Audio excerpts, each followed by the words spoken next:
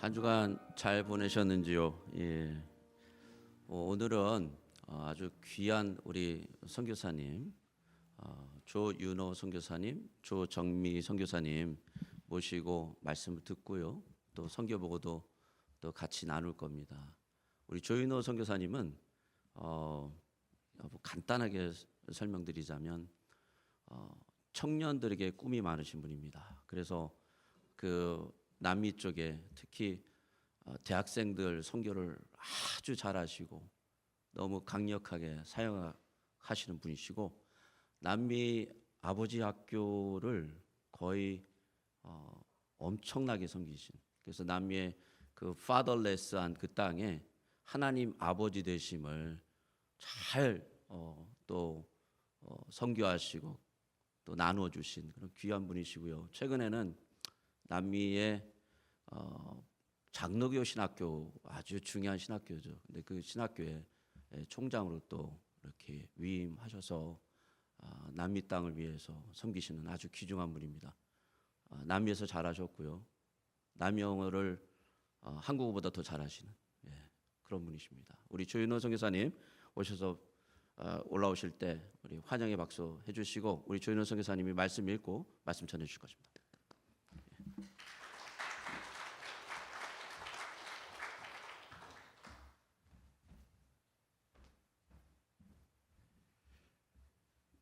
할렐루야, 안녕하세요. 할렐루야, 안녕하세요. 잠시 기도하겠습니다. 잠시 기도하고 나누도록 하겠습니다. 사랑의 주님, 너무나도 감사합니다. 아버지, 오늘 또 벨리 중앙장로교회에 함께 말씀을 나누게 되어 주님께서 허락하신 이 시간을 온전히 주님께서 인도하여 주시고 주님의 말씀만이 또한 주님의 말씀이 오해 없도록 우리 심령 가운데 주님께서 역사하여 주시기를 간절히 구하며 모든 말씀 우리 주 예수 그리스도의 이름으로 기도드립니다. 아멘. 아멘. 할렐루야. 안녕하세요. 다시 한번 인사드리겠습니다. 저는 생긴 건 이렇게 다 한국 사람처럼 생겼고요. 한국말은 하지만 한국 사람인 건 하나도 없는 것이 제 특징입니다. 멕시코 시민권 가지고 있고 또 미국 시민권으로 또 이렇게 사역을 멕시코에서 하고 있고요. 어릴 때 남미에 이민을 가서 지금은 정말 행복하게 멕시코 땅에 또 중남미를 섬기며 주님의 말씀을 전하고 있는 조윤호입니다. 제 아내 이정미, 조정미, 이제는 성을 바꿨습니다. 그래서 이제 조정미인데요.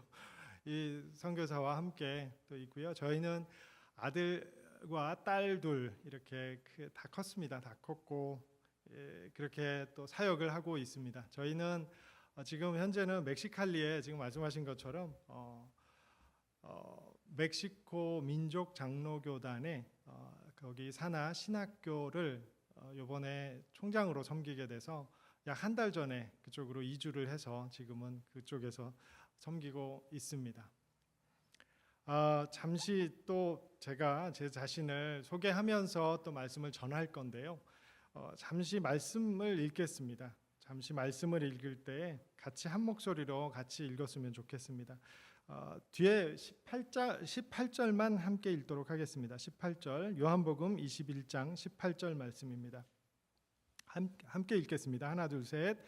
내가 진실로 진실로 내게 이르노니 젊어서는 내가 원하는 곳으로 다녔거니와 늙어서는 내 팔을 벌리리니 남이 내게 띠띠우고 원치 않은 곳으로 데려가리라. 아멘, 아멘, 아멘.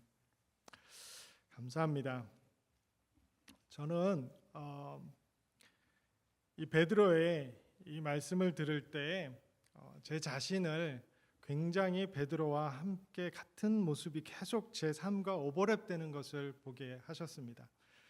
그리고 이 말씀이 진실로 진실로 내게 이르려니 내가 스스로 띠띠고 원하는 곳으로, 스스로 띠띠고는 이렇게 허리를 메고 동여 메고 옷을 입고 네가 원하는 곳을 다녔다면 앞으로는 네가 팔을 벌리리니 남이, 다른 사람이, 다른 뜻이 너를 띠를 띄울 거고 너를 입히고 그러고 너를 이끌어 갈 거라는 말씀을 저는 그렇게 받았을 때 제 자신이 오버랩되는 이 말씀이 왜 오버랩되냐 하면 참 그렇거든요. 저 이렇게 말씀드리면 선교사가 뭐야 그럴 수도 있겠지만 저 멕시칼리 가는 것에 대해서 가만히 생각을 해봤습니다. 주님 앞에 기도할 때, 또한 중남미로 저를 보내실 때마다 주님 앞에 기도합니다. 주님, 정말 제가 가야 합니까? 저 정말 가기 싫은데요. 나 자신은 정말 가기 싫은 곳입니다. 왜냐하면 저는 거기서 어렸을 때부터 자랐기 때문입니다. 그리고 스페인어를 하지만 저는 한국말보다 스페인어가 더 편하지만 그 어릴 때 자랐던 과정들을 생각해 보면 가기 싫은 곳입니다. 거기서 함께 하고 싶지도 않고요. 거기 음식도 싫고요. 어쩌면 그 땅도 싫은 그 땅입니다. 저 말입니다. 내 자신은. 하지만 주님 앞에 기도할 때 주님께서 주시는 마음은 다른 마음이셨던 거죠. 나를 생각할 때 내가 싫다면 그러면 내 뜻이고, 만약에 주님이 원하는 뜻이라면 주님의 뜻이구나. 내가 싫어하는 것이, 내 육이 싫어하는 것이 분명한 이것이 영이 원하는, 주님이 원하시는 그 방법이구나. 그것을 알게 됐습니다. 그렇게 되면서 주님, 그러면 제 마음을 바꿔주세요. 정말 주님이 원하시는 곳에 제가 간다면 제 마음도 바꿔주세요. 주님께서는요, 어쩜 그렇게 역사를 하셨는지요. 제 삶의 모든 과정을 통해서 주님께서는 그 마음을 바꿔주셨는데요. 어떤 마음이냐 하면, 저 정말 어떤 일이 있었냐면요. 저 어릴 때 초등학교 5학년 때입니다. 초등학교 5학년 때 이 파라과이 난민인데, 그때 생각을 해보세요. 저는 공립학교를 다녔습니다. 사립이 아닌 공립을 갔고요. 그곳에서의 삶은 저 혼자만 동양인이었고요. 다 남미 형제들이었어요.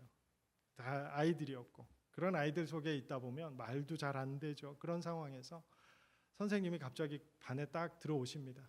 이제 들어오셔서 뭐라 그러시냐면, 여기 냄새가 안 좋아 그러시는 거예요. 그러고서는 반장 일어나서 너 아이들 겨드랑이 냄새를 좀 맡아봐. 그리고 냄새나는 아이가 누군지 자기에게 말하라는 겁니다. 반장이 일어나서 냄새를 다 겨드랑이 냄새를, 말도 안 되는 얘기죠. 근데 진짜 이런 일이 저에게 있었습니다. 당연히 제 앞에 와서 제 냄새를 맡고 반장이 소리를 지릅니다. 선생님, 얘한테서 냄새가 나요. 저 정말 죽고 싶었습니다. 진짜 교실을 뛰어나가고 싶었고요. 선생님이 저를 이렇게 물끄러미 보시더니 끄덕끄덕 하시더라고요. 나중에 다른 일이 있었지만 아무튼 저에게, 그 어린 저에게는 그때 9살 정도 안 됐을 그 나이에 충격이었습니다. 그 삶을 계속 살아왔던 것입니다. 그 남미에서. 정말 남미라면 스페인어 하는 것도 저는 숨기고 싶을 정도의 마음이었던 것입니다. 하지만 하나님께서는 그런 저를 선교사로 부르시더라고요. 근데 그것도 선교사가 그냥 목회자로 부르신 것이 아니라 가서 이들을 사랑하라는 것입니다. 그 마음으로. 저는 정말 너무 힘들었습니다. 처음에는. 근데 말씀드린 것처럼 저는 참 사랑하는 마음으로, 이제는 정말 기쁜 마음으로, 기쁨으로 중남미를 섬기고 있습니다. 그 과정을 말씀드릴 건데요. 저는 이 베드로에게 하나님께서 말씀하실 때, 주님께서 말씀하실 때 베드로가 이제는 네가 원하는 것이 아닌 그것으로 원한 누군가 다른 이가 너를 이끌어 갈 것이다라는 그 말씀이 저에게 이렇게 들렸습니다. 베드로 하면 어떤 이미지가 떠오르냐 하면요, 정말 열심입니다. 열심 아시죠? 베드로에 대해서 많이 들어보셨을 겁니다. 또 성경으로 많이 읽어보셨고, 이 베드로의 삶은 3년 동안 주님을 열정적으로 따랐던 베드로입니다. 그 누구보다 따랐던 이 베드로. 그리고 누군가가 물어볼 때 그 부자 청년이 예수님께 와서 어떻게 하면 제가 영생을 얻을 수 있습니까? 라고 했을 때 네 모든 것을 버리고 그 부를 버리고 나를 따르라 라고 얘기했을 때 이 청년 청년은 뒤돌아서 그냥 바로 돌아갔습니다. 그거를 본 베드로는 주님 앞에 얘기하죠. 주님, 저는 다 버리고 주님 따릅니다. 그랬더니 주님이 뭐라 그러세요? 그래, 잘했다. 너희들은 그 왕좌의 오른쪽과 왼쪽에 앉을 것이야. 그렇게 말씀을 하시죠. 그랬을 때 베드로는 너무 교만했습니다. 너무 감사했습니다. 그래, 나는 다 버리고 주님 따랐어. 주님이 불렀을 때 나는 아멘하고 순종하고 따랐어. 그런 열심이었습니다. 그리고 또 예루살렘에 이렇게 입성을 할 때 주님이 나귀를 타고 들어가는 이 삶 가운데 베드로가 의기양양하게 주님과 함께 그렇게 들어가는 그 베드로를 상상해 보십시오. 그러면서 이분이 주님이야 그러면서 의기양양한 건 베드로였습니다. 자기가 모든 것을 버리고 주님을 따랐다고 생각을 했거든요. 모든 것이 다 자기는 잘 될 거라는 것을 예수님만 따르면 된다라는 것으로 이는 따랐습니다. 근데 이것이 꼭 어떻게 보면 나귀 신드롬 아닐까요? 박수를 치는 것이 예수님을 향해서 박수를 치는데 자기에게 박수를 치는 것처럼 이렇게 생각을 하게 되는 것이죠. 이런 모습을 계속 베드로는 보이게 됩니다. 그리고 의기양양하게 그렇게 할 때 주님께서 모두가 떠났을 때 오병이어의 기적 이후 가버나움에서 또 말씀을 전하실 때 내 살을 먹으라 했을 때 모두가 떠났습니다. 도저히 못 알아듣겠습니다, 주님. 도저히 못 알아듣겠습니다 했을 때 베드로는 끝까지 남았습니다. 그러면서 주님이 물어보시죠. 너희도 떠날 것이냐라고 했을 때 너희도 이 사람들처럼 떠날 것이냐 그랬더니 베드로는 뭐라 그랬냐면요. 저희가 어딜 가겠습니다. 하나님의 아들 당신에게 말씀이 있습니다. 진리가 있습니다. 진실이 있습니다라고 이야기를 했을 때 하나님께서 칭찬을 하셨어요. 베드로를. 하지만 주님은 아셨어요. 그런 베드로의 진짜 마음을 말이죠. 그런 마음 가운데 베드로에게 이 모든 상황들 가운데 베드로는 그렇지, 나는 할 수 있어. 나는 끝까지 주님을 따를 거야. 그리고 주님이 성공했을 때, 왕이 됐을 때 나는 오른쪽에 앉을 거야, 왼쪽에 앉을 거야. 요한하고 그렇게 싸웠습니다. 그렇게 싸웠던 베드로, 의기양양했던 베드로입니다. 자신의 믿음을 정말 믿었습니다. 자기 자신을 말이죠. 자기 자신을 말입니다. 세상은 그렇게 꼭 마냥 흘러갈 것 같았던 어느 때에 예수님께서는 말씀하시죠. 자, 이제는 내가 십자가에 달릴 때가 되었다. 내가 이 땅을 이제 떠날 때가 되었다 했을 때 청청병력 같은 얘기를 듣습니다. 뭐라고요? 베드로 말은 뭐라고요? 절대 안 됩니다. 주님이 어딜 가시든 저는 따라가겠습니다 라고 했던 베드로였습니다. 분명 베드로는 그 복음을 아는 것 같았어요. 저에게도 마찬가지였습니다. 저도 이 복음을 분명히 안다라고 생각을 했었던 것 같습니다. 너무나도 그 말씀에 그렇지 하고 따랐었던 저, 열심으로 따랐었던 저였던 것 같습니다. 저는 태어날 때부터 모태였습니다. 모태냐, 어떤 모태냐면 모태 불교였습니다. 저희 아버지께서는 한국의 그 옛날에 유명했던 남녀호랭개교라고 혹시 아시는지 모르겠습니다. 지금도 있습니다. 거기에 85년도에 저희 아버지께서는 총합본부장이셨습니다. 총합본부장은 뭐냐면 최고의 리더입니다. 그냥 평신도들의 최고의 리더고요. 그때 당시에 평신도가 약 한 16만 명 됐다고 얘기를 하더라고요. 거기에 막내 아들, 셋째 막내 아들로 태어났습니다. 아시겠죠? 어떤 삶이었는지. 그런 저희 아버지께서 사업을 쫄딱 망하시고 그리고 파라과이로 이민을 가셨는데요. 그때 제 나이가 9살 조금 안 됐을 때 그때 이민을 갔습니다. 그때 이민을 가서 셋째 아들로서 자라면서 파라과이로 이민을 갔을 때 쫄딱 망했다는 얘기는 어떤 정도냐면 저희 아버지가 저희 5 식구의 비행기표까지도 빚을 지고 가셨던 분입니다. 그래서 가서 도착해서 파라과이에서 빚을 갚으시고 하셨으니까 제가 15살까지도 아마 집에 테레비가 없었어요. 그리고 집에 이렇게 사과 박스 이렇게 올려놓고 거기에서 밥을 먹었던 기억이 계속 있습니다. 그리고 초등학교도 학교도 그렇게 다니고 중학교 그렇게 다니고 네, 고등학교 그렇게 다니다가 유학을 한국으로 갔습니다. 그때 당시 저희 아버지께서 한국말을 너무 못한다, 너는 안 되겠다, 너 한국으로 가라. 그래서 제가 한국으로 한국말 배우러 유학을 가게 됐었습니다. 그러다가 제가 파라과이로 도저히 돌아가기 싫어서 멕시코 시티로 돌아갔습니다.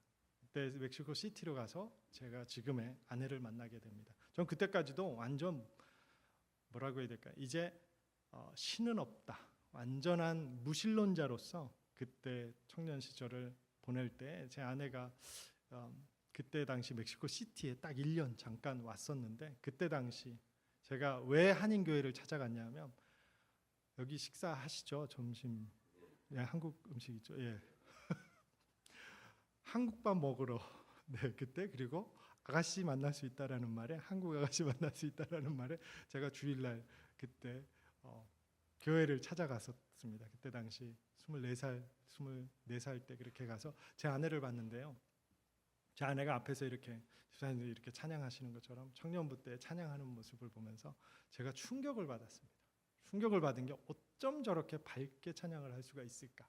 어쩜 저렇게 아우라가 보이는 것 같았어요. 그래서 그때 당시 제가 마음을 먹고 이 여자랑 결혼을 해야 되겠다. 그래서 네, 결혼을 나중에는 했습니다. 근데 그 우여곡절은 나중에 또 불러주시면 말씀을 드리고요.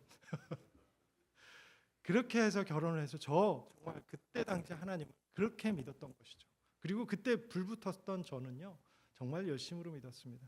정말 하나님 앞에 눈물 콧물 쏟아내며 주님 앞에 달려갔고요. 그리고 주님이 불러주시는 그 자리마다 정말 알지도 못하면서 전단지 들고 다니면서 그때 당시 열심히 청년부 때 같이 섬기며 그렇게 결혼까지 하고, 그러고 아이를 낳고 그랬을 때 저는 다 된 줄 알았습니다. 다 된 줄 알았을 때 저희 아버지께서 어떤 상황이셨냐면, 저희 어머니가 멕시코 시티에서 하숙을 하시고, 우리 아버지께서는 저를 따라서 멕시칼리, 그때 당시 제가 멕시칼리 살았습니다. 사업을 하면서 멕시칼리에 살았는데 저희 아버지가 저를 따라오셔서 살고, 어머니는 멕시코 시티에 살고, 비행기로 3시간 거리입니다. 그렇게 사셨는데 저희 아버지가 저희 어머니를 많이 오해를 하시고 마음에 심한 디프레션이라고 해야 되겠죠. 네, 우울증으로 고생을 하시다가 스스로 목매달아서 돌아가셨습니다. 저희 아버지께서. 저희 첫째 아들이 있고 둘째 딸이 그때 막 태어났을 때, 저는 그때 당시를 생각하면 왜? 라는 말밖에 안 들었습니다. 왜? 왜 나에게 이런 일이? 나 정말 하나님 정말 열심히 믿고 있는데 이런 삶이 왜? 라는 마음이 너무나도 힘들었습니다. 그때 당시에 하나님께서 딱 마음을 주시는데 어떤 마음 주시냐면, 저는 그 왜라는 단어에 대답을 해주실 줄 알았는데 하나님께서는 너 이래도, 이런 상황 가운데서도 나를 사랑하니? 라는 마음을 주셨습니다. 저에겐 너무 힘들었어요. 그 질문 자체가. 왜냐하면 이게 무슨 말씀이냐는 거죠. 그런 상황에서 저희 아버지 그렇게 돌아가시고요. 어쩔 줄 모를 때 저희 둘째 형 멕시코 시티를 저를 따라서 또 왔었는데, 그때 당시에 또 차를 타고 출장을 가다가 그 출장 길에서 교통사고로 나서 고장난 안전벨트 매고 있다가 차에서 튕겨나가서 결국엔 여기 뒷목이 부러졌는데요. 그렇게 차가 전복되고 차 사고가 나면서 하반신 불구가 됐습니다. 가서 병원에 갔을 때 하반신 불구가 된 저희 둘째 형을 보면서 제가 또 가슴이 무너지더군요. 그러면서 우리 가족이 할 수 있는 모든 것을 해서 저희 형을 케어를 했습니다. 하지만 저의 사업도 그랬고 모든 것들을 다 드렸을 때, 다 냈을 때 수술을 한 6번인가 했죠. 그래도 결국에는 그 마비를 하반신 불구를 이겨내지 못하고 병원에서 치료를 거부하면서 또 스스로 생을 마감을 했습니다. 저희 둘째 형이. 저는 그 상황 가운데서 또 다시 한번 주님 앞에 정말 때를 쓰듯 주님 도대체 뭐죠? 도대체 뭐지요? 어떤 상황입니까? 저에게 그렇게 하셨을 때 주님의 또 말씀은 그거였습니다. 너 나 사랑하니? 그 말씀에 저는 대답을 할 수가 없었던 겁니다. 계속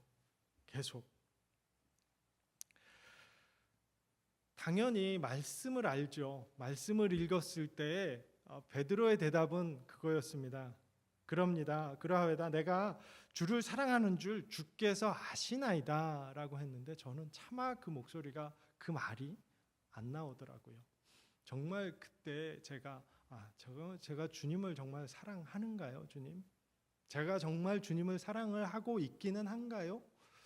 정말 이런 상황을 주님께서는 상황 가운데서도 주님은 나를 사랑하신다라는 그 고백을 받으셔야 되겠습니까? 그런 마음이었던 것 같습니다. 그러면서 주님 제 질문의 답이 아니잖아요. 계속 때를 썼습니다. 그리고 제가 주님 앞에 말씀드린 것은 주님 저 여태까지 이렇게 주님을 따르고 그리고 주님의 일을 한 것을 주님은 아시잖아요. 그런데 이게 뭐죠? 라는 원망밖에 없었던 것 같습니다. 그 이후로 저의 그때 상황은 힘들었습니다. 당연히 그 모든 어려움들 가운데 하지만 교회를 그때 당시에 어떻게 열심히 다녔냐 하면요. 저의 최선을 다했습니다. 어떤 최선이냐 하면 저희가 그때 당시에는 멕시칼리에 살았고요. 멕시칼리는 국경 도시입니다. 지난주에 다녀오셨다는 얘기 들었습니다. 그 국경 도시를 저희가 멕시칼리에 살면서 교회는 칼렉시코에 있었어요. 칼렉시코는 바로 국경 건너입니다. 근데 그 새벽 기도 5시 반에 하는 새벽 기도를 위해서 새벽 3시 반부터 나와서 그 줄을 섰던 겁니다. 국경 줄을 서서 그러고 넘어가서 새벽 5시 반 새벽 기도 예배를 드리고 새벽 기도 예배가 끝난 6시 반쯤에 다시 멕시코로 돌아왔던 그러면서 주일 예배에 성가대 서죠. 모든 음향 앞에 찬양 인도 그리고 주보 안 섬긴 것이 없습니다. 저에게는 베드로의 열정만큼 정말 최선을 다한 그 열정이 있었습니다. 그 상황 가운데 저희에게 물어보시는 하나님의 이 질문엔 제가 속절없이 무너졌습니다. 속절없이 무너지며 주님 정말 모르겠습니다. 정말 모르겠습니다. 그럴 때였습니다. 제가 진짜 이 모든 것을 잃고 또 더 이상 회복되지 않은 그 상황에서 제 아내는 저에게 그러더군요. 정말 이렇게는 못 살겠다. 그때는 마지막에 저의 보루가 마지막 저의 남은 것이 무너지는 것 같은 느낌이 있더라고요. 그래서 이렇게 살 수는 없겠다. 정말 주님을 찾아야지 아니면 내가 죽든지 그 상황이었던 것 같습니다.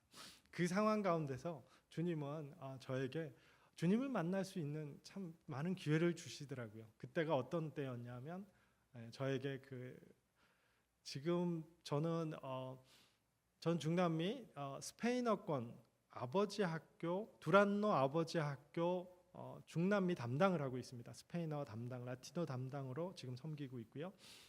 그때 당시 제가 아버지 학교를 처음 했을 때요. 저에게 첫날부터 저에게 주신 주님의 마음은 무엇이냐면 주님이 나를 위해서 얼마나 사랑하시는지 그리고 주님의 계획이 이 가정에 있는 계획이 무엇인지를 그리고 내 자신이 어떤 존재인지를 계속 깨닫게 하셨고 그 아버지 학교를 통해서 정말 다시 한번 일어설 수 있는 큰 은혜가 있었습니다. 제 삶 가운데서. 그렇게 해서 제가 스페인어로 아버지 학교를 2008년도부터 섬기기 시작해서요. 계속 지금까지도 섬기고 있습니다. 지금은 멕시코 그때 2009년도에 첫 일기를 해서요. 지금 16년째 아버지 학교를 스페인어로 지금도 계속 하고 있고요. 전 멕시코 전역에 약 한 200기수, 200회, 300회는 넘어갔습니다. 그렇게 해서 지금 아버지 학교를 계속 섬기고 있고 또 중남미에서도 콜롬비아, 니카라구아, 코스타리카, 파라과이, 페루 뭐 안 가본 것이 없습니다. 지금 다음 달에는 이제 도미니카 공화국의 아버지 학교를 또 개설하러 가게 되는데요. 그 아버지의 회복을 섬기며 지금은 이렇게 살아가고 있습니다. 그때 당시에 제 아내는 저를 이해를 못하더군요. 또 똑같이 마찬가지로 그 최선은 어떤 최선이었냐면 계속 아버지 학교의 최선. 제가 집에 돈은 하나도 없는데 그것도 멕시코 형제한테 돈을 1,000페소 약 한 50불을 빌려서 아버지 학교를 섬기러, 그 가스값 때문에 섬기러 가는 제 모습을 제 아내는 도저히 이해를 못하더라고요. 그럴 정도로 저의 최선을 다해서 살았던 것 같습니다. 여러분들은 어떠신가요? 어떤 최선으로 주님을 섬기고 계신지 또 감히 여쭙고 싶습니다. 정말 그 최선이 잘 생각해 보면 그 베드로의 최선과 닮지 않았던가요? 제가 느꼈던 그 최선, 제가 하나님 앞에 최선으로 섬기는 모든 것, 그것이 다였다라고 생각했던 나의 마음처럼 베드로도 그런 상황 가운데 있었습니다. 하지만 주님은 분명히 아셨어요. 이 베드로가 어떤 마음으로 또 어떻게 이야기를 하는지. 심지어 베드로의 고백 가운데 주님은 하나님의 아들이시요 모든 것이 주님께 있습니다라고 고백했던 그 베드로에게 하나님께서는 그건 네가 이야기한 것이 아니라 성령님이 주신 말씀이다 라고까지 얘기를 했습니다. 그러면서 베드로의 그 최선의 마지막은 예수 그리스도께서 끌려가셔서 이제 십자가에 못 박히시기 전 그 전날 밤 베드로는 그래도 설마 하는 마음에 계속 따라갔던 베드로입니다. 분명 예수님께서는 너 나를 닭이 3번 울기 전에 닭이 울기 전에 너는 나를 3번 부인할 것이야 라고 했던 그 말씀을 설마 하면서 베드로는 갔습니다. 그리고 가장 중요했던 순간, 가장 중요했던 그 상황 가운데 정말 여종 하나가, 보잘것없는 여종 하나가 와서 당신 예수님의 제자 아니야? 예수님의 제자 아니야? 라고 했을 때 계속 부인했던 이 모습, 저의 최선 가운데서, 나의 가장 어려운 그 상황 가운데서 예수님을 저는 부인할 수밖에 없었던 내 모습이었던 것 같습니다. 베드로는 그 상황 가운데서 아니, 난 아닌데, 난 이렇지 않은데, 나는 아니야 라고 했을 때 마지막 3번 부인하고 닭이 울기 시작을 했을 때 베드로는 예수님의 눈을 봤습니다. 그 순간 예수님도 베드로를 봤습니다. 예수님의 눈매는 어떤 눈이었을까요? 나를 바라보시는 그 안타까운 눈빛 아니었을까요? 안타까운 눈빛으로 베드로를 바라보는데 베드로는 도저히 참지 못하고 울음을 터뜨리며 뛰어나갔을 것입니다. 그리고 나의 최선이었던 내 모습 이대로 정말 나라는 존재가 이런 존재였음을 깨닫고 다시 간 곳은 디베리아 그 바닷가였습니다. 갈릴리 그 바닷가로 가서 다시 낚시를 하는 거였습니다. 어부의 생활로 돌아가고 다 버리고 주님만 따르겠다라는 그 고백은 온데간데 없어지고 다시 예전 삶으로 돌아가서 그 모든 것들을 다시 시작하고 있던 베드로의 모습 가운데 저도 속절없이 무너졌던 내 자신의 앞에 주님이 그토록 나를 물어보시면서 정말 나를 사랑하느냐, 정말 나를 사랑하느냐라는 그 말씀이 저에게는 큰 못처럼 박혔습니다. 그토록 주님을 사랑한다라고 얘기를 했으면서도 불구하고 중요한 가운데 이 주님의 그 사랑을 확인하는 그 가운데 내 자신은 그렇지 않다라는 것을 깨달았던 것이죠. 내 안에서의 내 모습은 그렇지 않았다라는 것을 보게 됐습니다. 제가 복음학교라는 것을 다녀왔었습니다. 복음학교 갔을 때 거기에서의 가장 큰 말씀이 뭐였냐 하면 저에게 가장 큰 부딪힘은 뭐였냐 하면 그러니까 우리에게 첫 번째 계명은 뭐냐 하면 그거였죠. 내 하나님 여호와를 내 목숨을 바쳐, 내 목숨과 스페인어로 이걸 제가 기억을 했어요. 내 목숨과 네 모든 성품과 모든 것으로 하나님 아버지를 사랑하라라는 그 말씀이 저에게는 이것이 어떤 부분이었냐면, 이것이 전부로 내가 주님을 사랑하느냐, 아니면 아직까지도 붙잡고 있는 1%가 있느냐라는 것이었습니다. 아직까지도 세상의 미련을 가지고 붙잡고 있는 것이 무엇인지를 저에게 철저하게 보여주셨습니다. 하나님께서는 내가 다 드렸다 하면서도 저는 드리지 못했던, 나 남미 가기 싫어요, 나 주님 앞에 드려지기 싫어요, 적당히 해야죠. 하지만 저 최선은 다합니다. 최선은 다하지만 내가 주님 앞에 다 드리지는 못하겠습니다. 내 재정 주님 앞에 못 드리겠고요, 내 아내 주님 앞에 못 드리겠습니다. 내 자녀들 주님 앞에 못 드리겠고요. 나는 내 누릴 거, 세상에 누릴 거 다 누리고, 그리고 나의 최선으로 드리겠습니다. 아니, 주님은 그게 아니었어요. 아니야. 다라는 말은 다야. 100 아니면 아무것도 아니지 99대 1이나 51대 49나 그것이 아니라는 얘기야. 주님은 저에게 그것을 원하셨습니다. 그러한 상황 가운데서도 아버지를 잃고 저희 둘째 형과 제 아내와의 그 모든 상황 가운데 또 재정은 어땠는지 아세요? 정말 심각했던 그 저의 재정 가운데서도 주님은 너 이거 다 버리고 다 내려놓고 나만 의지할 수 있니? 나만 바라볼 수 있니? 나를 따를 수 있니? 너의 1%는 무엇이니? 라고 하는 것이 저에게는 큰 도전이었습니다. 도전이 아니라 이 말씀이 꼭 어떻게 들렸냐 하면요, 너 죽어라 하는 말씀으로 들렸습니다. 너 죽어야 돼. 네 자신이 죽어야 돼. 베드로는 예수님의 눈을 보는 순간 베드로는 자신을 부인할 수밖에 없었던,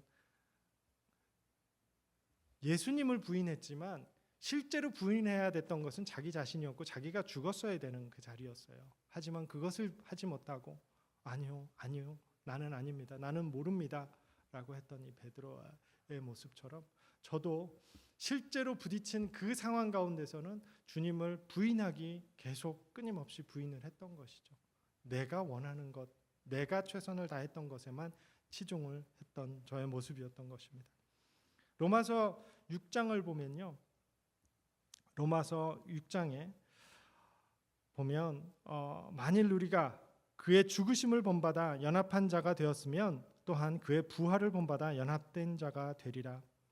5절에 이렇게 되어 있습니다. 6절을 보면 우리가 알거니와 우리 옛사람이 예수와 함께 십자가에 못 박힌 것은 죄의 몸이 멸하여 다시는 우리가 죄에게 종노릇하지 아니하려 함이니, 7절에는 이는 죽은 자가 죄에서 벗어나 의롭다 하심을 얻었음이니라. 만일 우리가 그리스도와 함께 죽었으면 또한 그와 함께 살 줄을 믿노니, 이는 그리스도께서 죽은 자 가운데서 사셨으며 다시 죽지 아니하고 사망이 다시 그를 주장하지 못할 줄 아미로라. 그의 죽으심은 죄에 대하여 단번에 죽으심이요 그의 살으심은 하나님께 대하여 살으심이니, 이와 같이 너희도 너희 자신을 죄에 대해서는 죽은 자요 그리스도 예수 안에서 하나님을 대하여서는 산 자로 여길지어다. 아멘.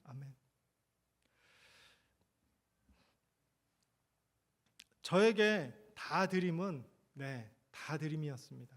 또 하나의 1%가 있었던 건 저는 어떤 거였냐면요, 이거 말하면 저 굉장히 비난하실 것 같습니다. 뭐냐 하면 제 아내였습니다. 참 제 나름대로 아내를 너무 사랑했던 것 같습니다. 너무 사랑하는데 어떻게 사랑했냐 하면, 그것이 애처가라면 모르겠는데 그것을 뭐라고 하죠? 완전 질투심이 앞서는 그런 마음이 있지 않습니까?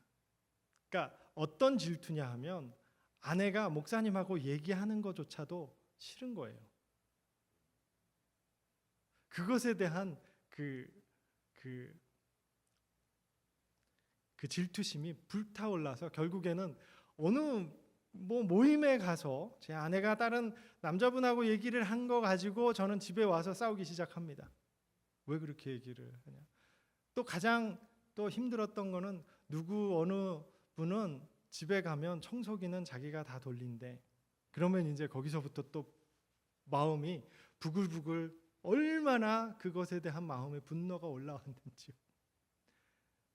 저의 1%가 정말 남에게도 나누고 싶지 않았던 1%가 그거였던 것 같습니다. 주님께 드리지 못했던, 죽지 못했던, 차마 죽지 못했던 제 자신. 그것이 저에게는 발목이 돼서 얼마나 저의 그 분노심과 집안에서의 그 다툼과, 근데 저는 그것이 뭐라고 그랬냐면 내가 아내를 사랑하니까 그런 거야 라는 말을 했습니다. 근데 그것이 제 아내에게는 얼마나 족쇄였는지 모릅니다. 얼마나 아내를 힘들게 했는지 몰라요. 그리고 저의 말은 사랑한다 하면서 나오는 말은 얼마나 독한 말들이었는지요. 제 아내 그냥 울기 일쑤였습니다. 말은 얼마나 독하게 했는지요. 그런 내 자신이, 저는 분명히 아내를 사랑한다 생각했고 그것이 맞다라고 생각했던 제 자신을 주님께서 너 주님 앞에 드리지 못한 것이 뭐야? 내가 정말 주님 앞에 다 드리지 못했던 것이 뭐는지 샅샅이 성령님께서 저를 비춰주실 때 저의 재정, 저의 모든 것, 자녀들, 제 아내, 모든 것을 다 주님 앞에 이제 그 정산을 하기를 원하시더라고요. 그 정산을 마쳤을 때, 그 정산, 그 모든 것들이 다시 됐을 때, 그것을 하나님 앞에 정말 나의 모든 심령을 다 샅샅이 뒤지신 하나님께서 저에게 다시 말씀을 주시는데, 너 이래도 나 사랑할 수 있니? 라는 마음이셨습니다. 그때가 언제냐면 저희가 미국에서 추방됐을 때였습니다. 저희는 정말 안 겪은 게 없어요. 추방이 됐는데요. 어떻게 추방됐냐 하면 멕시코에서 사역을 하고 다시 들어갈 때 국경에서 잡혔어요. 국경에서 잡혔는데 이유가, 그때 당시 제가 학생 비자를 가지고 있었습니다. 좀 오래전인데 학생 비자로 신학교를 다니고 있을 때 그 신학교 가운데서 저는 분명히 신학교와 이제는 이제 안수받아서 가야 될 마지막 과목이 있었는데 그 과목을 샌디에고에서 할 수가 없어서 LA로 가서 마지막 과목을 하고 돌아와서 이제 졸업만 하면 됐었는데 그 상황 가운데 학교는 학교 수업이 끝났다고 저를 세비스라고 해서 그 시스템에서 저를 지워버린 거예요. 그러니까 저의 스테이터스, 저의 신분이 붕 떠버린 거죠. 그 상황에 국경을 미국으로 들어가니 I-20라고 해서 그 퍼밋이 있는데 그 퍼밋을 보여줘도 이 사람이 빨간 화면이 뜨는 거죠. 이 사람은 캔슬된 사람이야. 비자가 캔슬된 사람이야. 그때 수갑 차고요. 구치소에 들어갔고 또 제 아내도 그때 들어가는 당시에 똑같이 들어가다가 또 걸렸습니다. 같이 수갑을 찼는데요. 제가 수갑 찬 것까지는 그런데 제 아내가 수갑 차는 걸 보니까 정말 너무 가슴이 또 무너지더라고요. 그 상황 가운데. 또 그 자의 아이들은 그때 초, 중, 고로 다니던 아이들이었습니다. 중학교에 다니던 우리 딸, 초등학교 다니던 우리 딸, 그리고 고등학교 이제 갓 1학년이었던 우리 아들, 집에 놔두고 우리 둘 다 멕시코에서 사역하고 돌아가다 각자의 차를 타고 가다가 걸렸던 것이죠. 그렇게 해서 추방이 되는데요. 추방의 프로세스는 당연히 한국 여권이니까 그때 당시에 어디로 보내냐 하면 한국으로 추방한다는 거였습니다. 저희는 아무리 멕시코 이거를 서류를 보여줘서 멕시코로 차라리 보내달라, 안 된다는 거죠. 근데 그날 저희는 기도하면서 참 마음을 기도할 때 두 경찰이 와서 저희를 데리러 왔는데요. 경찰이 난리가 난 거예요. 싸우기 시작을 하더라고요. 자기네끼리. 이유가 뭐였냐면 저희 차가 2대라는 거예요. 자기네는 한 차만 가지고 가고 그리고 우리를 다른 차에 태워서 가려고 했는데 자기네 타고 온 차로 했는데 보니까 우리가 차가 2대니까 다 못 끌고 간다는 거예요. 그러면서 우리를 못 데려가겠다는 거예요. 그러더니 이분들이 저희를 놔두고 가버렸어요. 그러니까 어떻게 했냐면 그때부터 또 이민국 사람들이 갑자기 난리가 난 거죠. 보더 패트롤이. 그러면서 어떻게 되냐면 다시 저희를 불러서 이제는 또 주스 주면서 막 하면서, 지금까지 물 한 모금 안 주더니만 주스 주면서 당신네들 멕시코로 추방해도 되겠냐 그러는 거예요. 당연히 그래 달라고. 그렇게 해서 멕시코로 추방이 돼서 우리 아이들과 떨어져서 2달 동안 그렇게 살았는데, 그 상황 가운데 또다시 주님께서는 너 이래도 나 사랑할 수 있니? 너 이래도 나만 사랑할 수 있니? 저 그 가운데서요, 아멘입니다. 주님, 아멘, 아멘. 내가 이제 죽었는데요, 뭐 어디에서든 주님이 부르시는 곳에 제가 사역을 할 수 있지 않겠습니까? 주님, 아멘입니다. 보내주시면 그것이 분명히 주님의 뜻인 줄 알고 그곳에서, 하나님이 보내신 그 자리에서 저 섬기겠습니다. 그런 마음이었어요. 정말 그 마음 가운데 있을 때 하나님께서 그 마음을 받으시더라고요. 그 마음을 받으시고 그제서야, 정말 그 2달 후에 상황은 그렇습니다. 저희가 이 영주권 인터뷰가 있었어요. 근데 그 신분이 이제 마지막 단계여서 영주권 신청을 해놓고 있는 상황에서 그 영주권 인터뷰를 갔는데요, 주님께서 어떻게 또 일을 하셨냐면, 저는 그 아멘으로 주님 앞에, 주님 제 마음 아시잖아요, 주님이 보내시는 그 자리에 저는 주님 섬기겠습니다 했을 때 주님께서는 어떤 마음으로 하셨냐면, 그때 주님이 영사하고 인터뷰를 하는데 영사가요 갑자기 기분 좋게 참 잘하다가, 제가 먼저 그랬어요. 제가 가지고 있는 추방 서류를 먼저 내놨습니다. 영사 앞에. 이게 머그샷 찍힌 그 서류가 있습니다. 그 머그샷 찍힌 그 서류를 영사 앞에 먼저 보여주니까 분위기 좋다가 갑자기 영사가 얼굴이 어두워지는 거예요. 어두워지더니 하면서 컴퓨터 모니터를 보면서 막 자판을 두들기고 마우스를 하더니만, 근데 그 순간 정말 거짓말 같지요. 이건 말도 안 되는 일인데 영사가 자기 시작하는 거예요. 그냥 이렇게 꾸벅꾸벅 조는 게 아니라 스르르르 하고 이러고 자는데요. 이러고 영사가, 정말 이거 거짓말 같죠? 진짜입니다. 제 아내가 같이 있었습니다. 같이 있는데 영사가 자는 거예요. 자는데 이 시간을, 저희는 시계도 없고 아무것도 없으니까 이게 막 가잖아요. 근데 그런 상황 가운데서 영사가 자는 그 순간 얼마나 잤는지 모르겠어요. 제 느낌으로 한 30분? 1시간? 왜냐하면 옆에 있는 사람들이 왔다 갔다 계속 하는데 영사는 계속 자고 있었고 저희는 계속 기다리고 있었고, 그러더니 영사가 깨서요 너무 미안한 마음으로 상황 파악을 한 거죠. 상황 파악을 하고서는 막 마우스를 하더니 저한테 서류를 2장을 주는데요, 한 장 초록색은 오케이고요, 파란색은 리젝입니다. 근데 왜 2장을 주냐고요, 저한테. 둘 다 주시면서 뭐라 그러냐면, 영사가 컨디셔널리 어프로브라는 겁니다.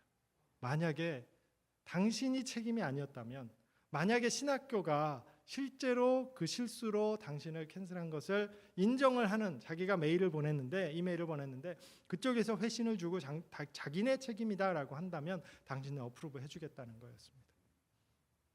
어떻게 됐을까요? 당연히 어프로브 됐고요. 네, 그렇게 저희가 또 하게 됐습니다. 변호사는 그때 뭐라 그랬냐면, 인터뷰 가지 마세요, 그렇게 얘기를 하셨는데 저는 그냥 인터뷰 가겠습니다. 그리고 영주권 받았을 때 변호사 깜짝 놀라면서 영주권 보고 뭐라 그러셨냐면, 자 이제부터 멕시코 좀 넘어가지 마세요. 그래서 제가 변호사님한테 뭐라 그러냐면, 이제부터 다니라고 주님께서 주셨는데 어떻게 안 갑니까? 이제부터는 거기 살렵니다. 거의 그랬어요. 그렇게 하나님이 부르셨고, 그렇게 하나님이 확인을 하시고, 이제 부르실 때 베드로에게 질문을 하신 것처럼 그 디베리아 바닷가에서 베드로에게 조반을 만들어서 주시면서, 베드로 네가 나를 사랑하느냐, 요한의 아들 시몬아 내가 나를 사랑하느냐.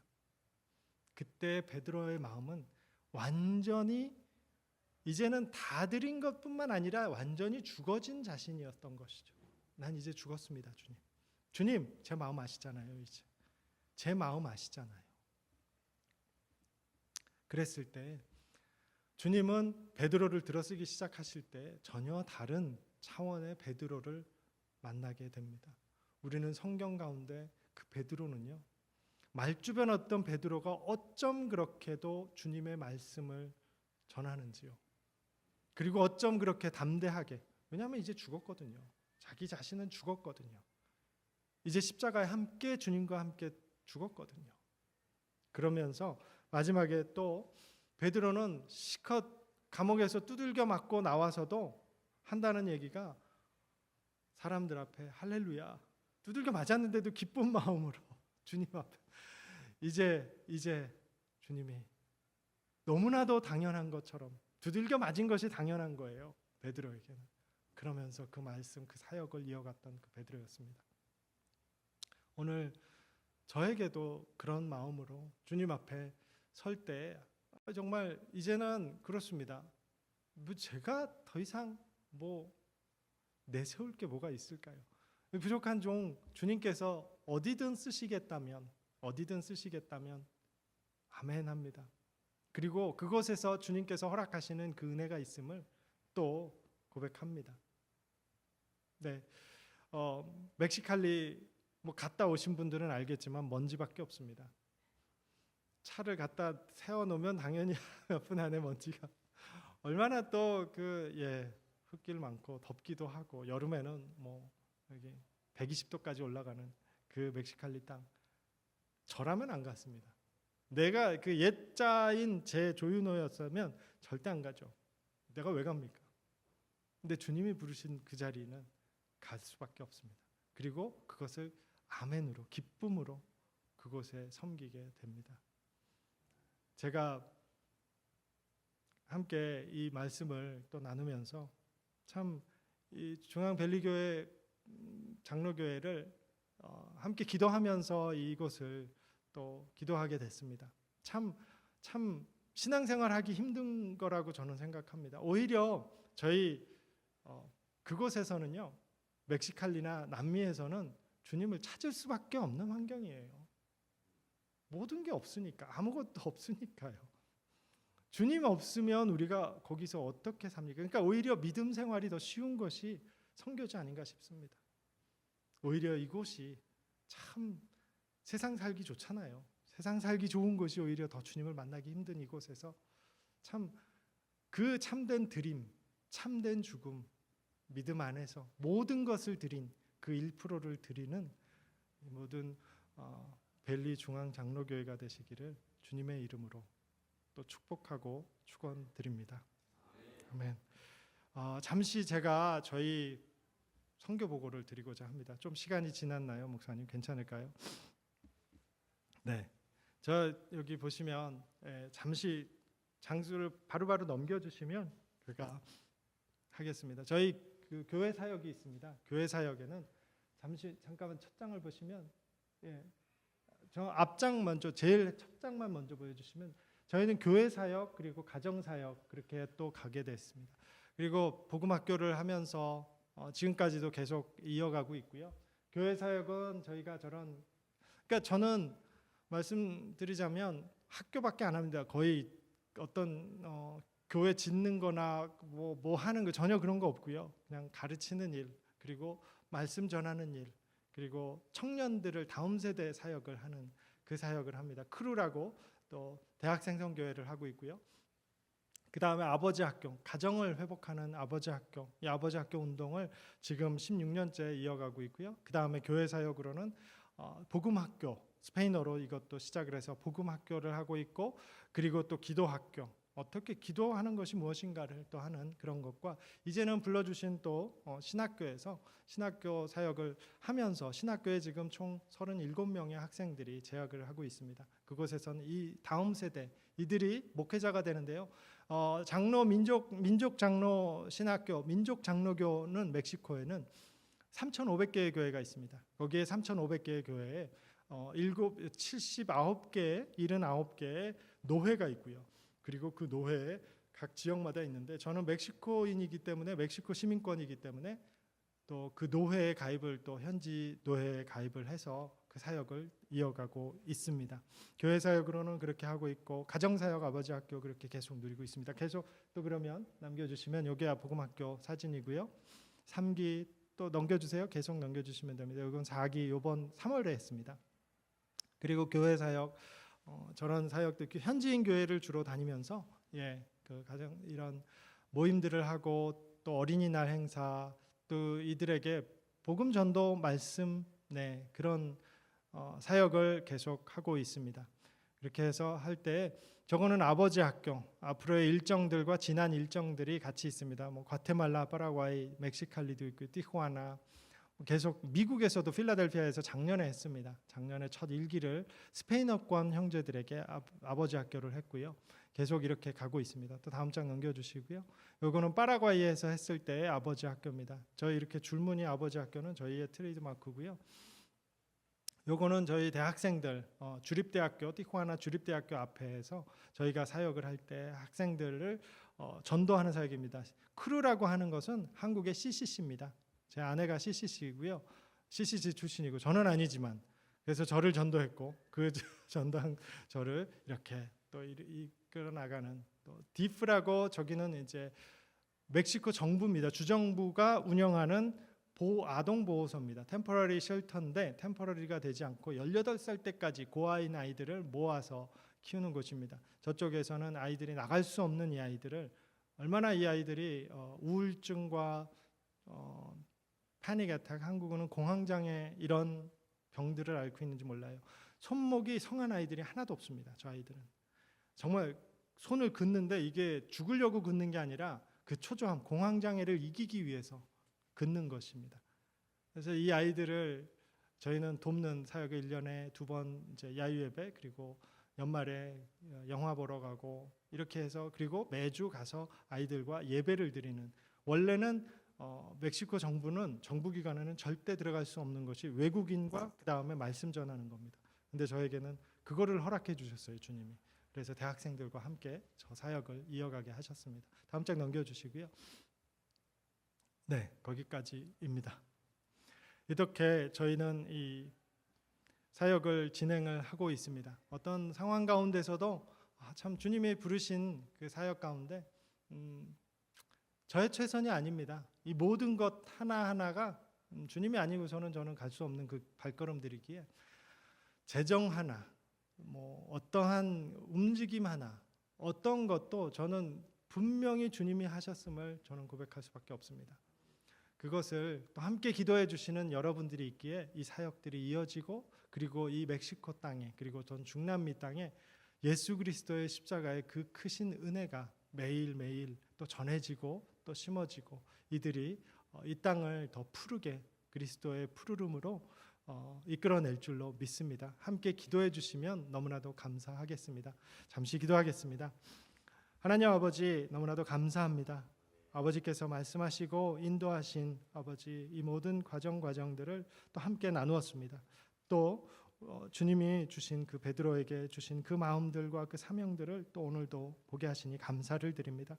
우리 모두가 온전히 주님 앞에 드려지고 또한 주님의 그 인도하심 내 뜻이 아닌 주님의 뜻대로 아버지 살아가는 우리의 삶 되게 하여 주시옵소서. 이제는 내가 죽고 그리스도께서 사시는 그 삶을 그 믿음으로 아버지 살아가는 우리의 삶 되기를 간절히 구하며 이 모든 말씀 우리 주 예수 그리스도의 이름으로 기도드립니다. 아멘.